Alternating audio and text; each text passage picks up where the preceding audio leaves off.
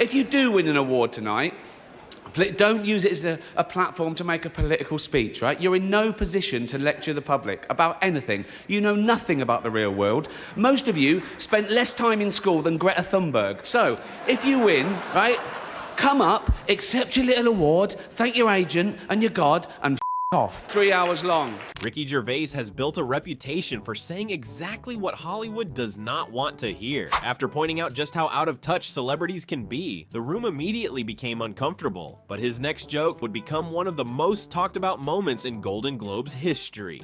Drag it out for 3 hours. You could binge watch the entire first season of Afterlife instead of watching this show. That's a show about a man who wants to kill himself because his wife dies of cancer, and it's still more fun than this. Spoiler alert. Okay? Season 2 is on the way, so in the end, he obviously didn't kill himself. Just like Jeffrey Epstein. Shut up. I know he's your friend, but I don't care.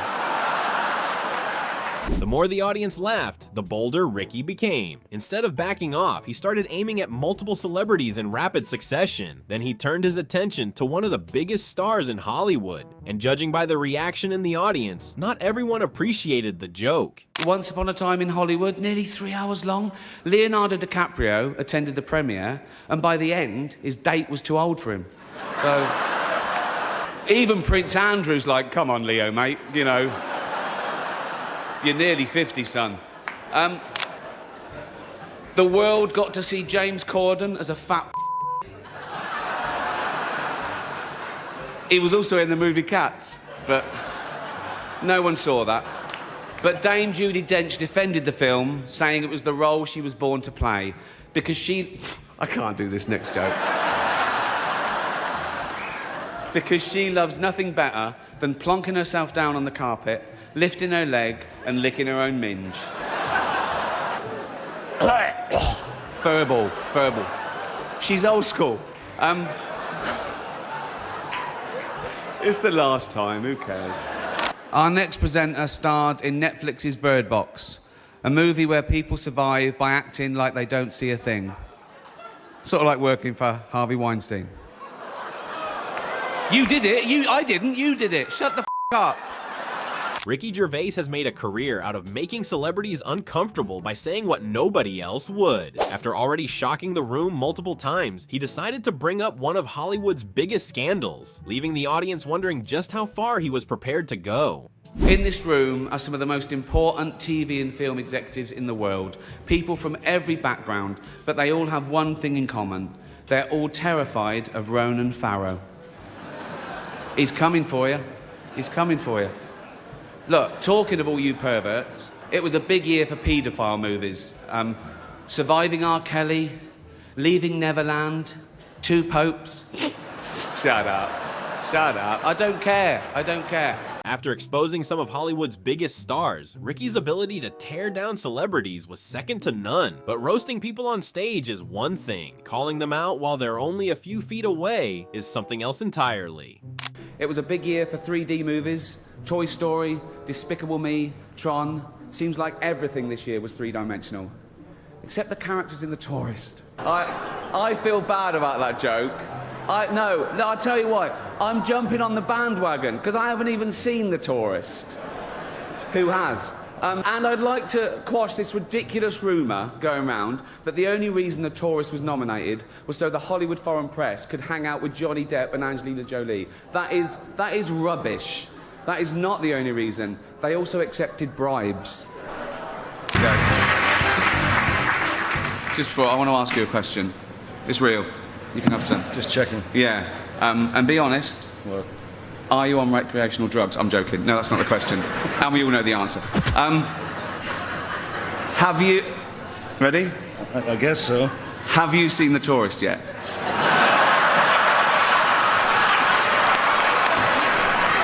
No.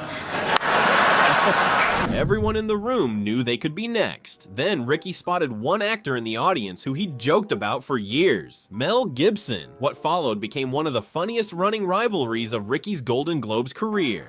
A few years ago, on this show, I made a joke about Mel Gibson getting a bit drunk and saying a few unsavoury things. We've all done it. I wasn't judging him. but now I find myself in the awkward position of having to introduce him again. Listen, I still feel a bit bad for it, right? Mel's forgotten all about it, apparently. That's what drinking does. No, I want to say something nice about Mel before he comes out. Oh yeah, okay, here you go. I'd rather have a drink with him in his hotel room tonight than with Bill Cosby. Please, Malcolm. Mel Gibson. Listen. Yes. Can I ask you a question? Go ahead. I think we all want the answer to this. Mm-hmm.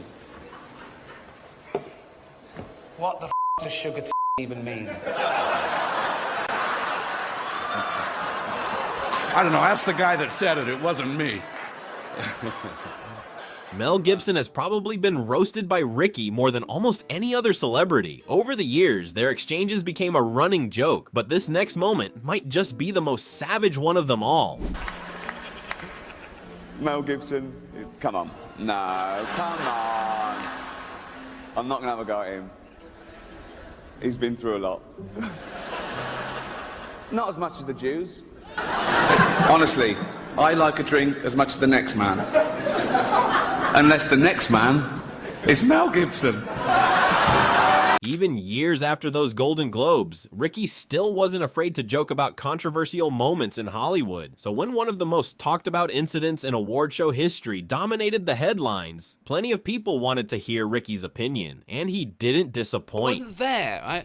And I said, people on Twitter, it was trending, people saying, oh, what would have happened if Ricky had been hosting it? And I said, nothing, because I wouldn't have made a joke about his wife's hair. I'd have made a joke about her boyfriend. Not every brutal Ricky moment happened on an award stage. Whether it was a talk show, an interview, or another celebrity appearance, he always seemed to find a way to catch people off guard, often leaving the host wondering how to respond. It's just, no. Well, when you go on the Golden Globes, a lot of time you are politically incorrect and hilarious, of course. Thank you. And so, Thank you. So this is, Well, yeah. Yeah, well, that's the thing about offence, isn't it? When people say they're offended, it's that, just because you're offended, it doesn't mean you're right, you know? It's... Of course, you play, in the UK version of The Office, play the boss. What is the weirdest excuse that you've ever heard? You say the UK version. Yeah. I call it the original. Yeah, well, I collect stuff from movies, some of the stuff, movies I've done, but really mainly Star Trek memorabilia, because I love Star Trek. Oh, such a nerd. Like I have the Gorn head from the original series from the episode Arena, where... They know what... I know, I'm just nodding. Oh, the Gorn head. The Gorn head. I have...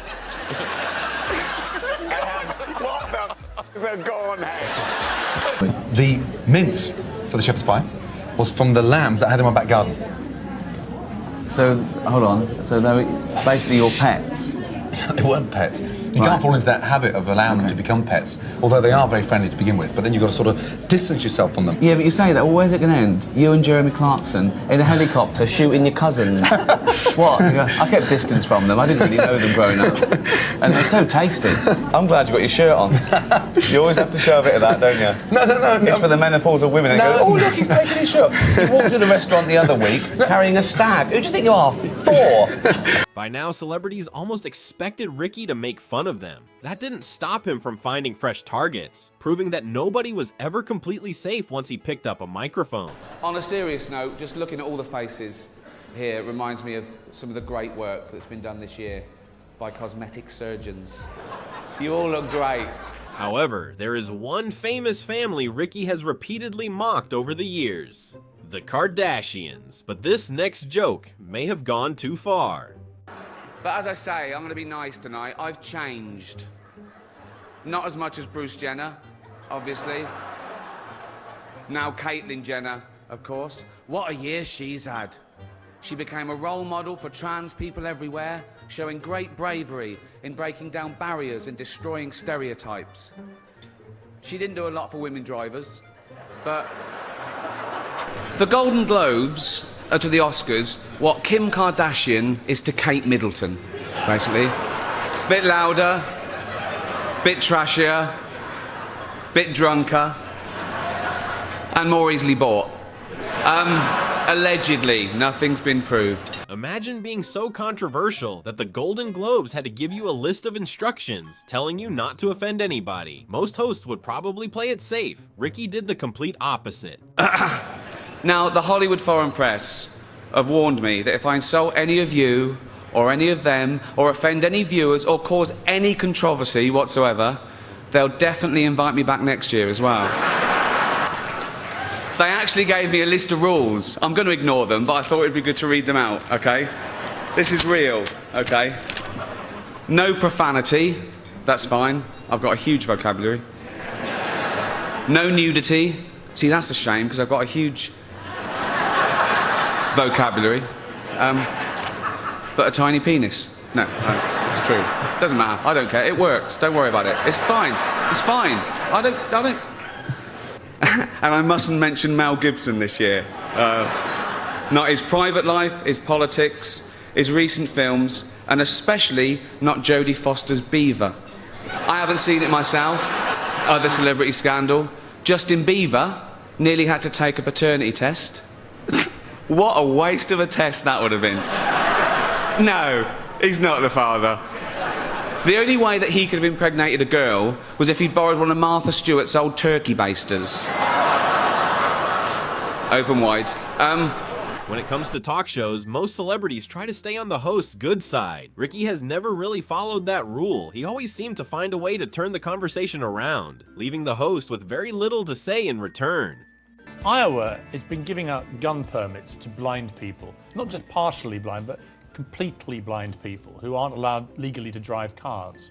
Just because they lost their sight, why should they lose the constitutional right to continue having a gun? Yeah, well, it's a difficult one, but the short answer is because they can't see what they're shooting. That's what... And what's the matter with your voice? I've got a sore throat.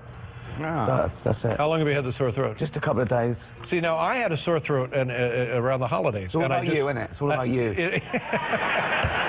I've got you a present, by the way. Oh, yeah, really? What is it? Remember last time I was on? Yes. I got you a that plaque back when you were 64. Right. You're 65 this Thursday, aren't you? That's correct, yes. You can't use this till Thursday. This is official. I got you a bus pass and senior citizens. Oh, it's a Metro card. There it is.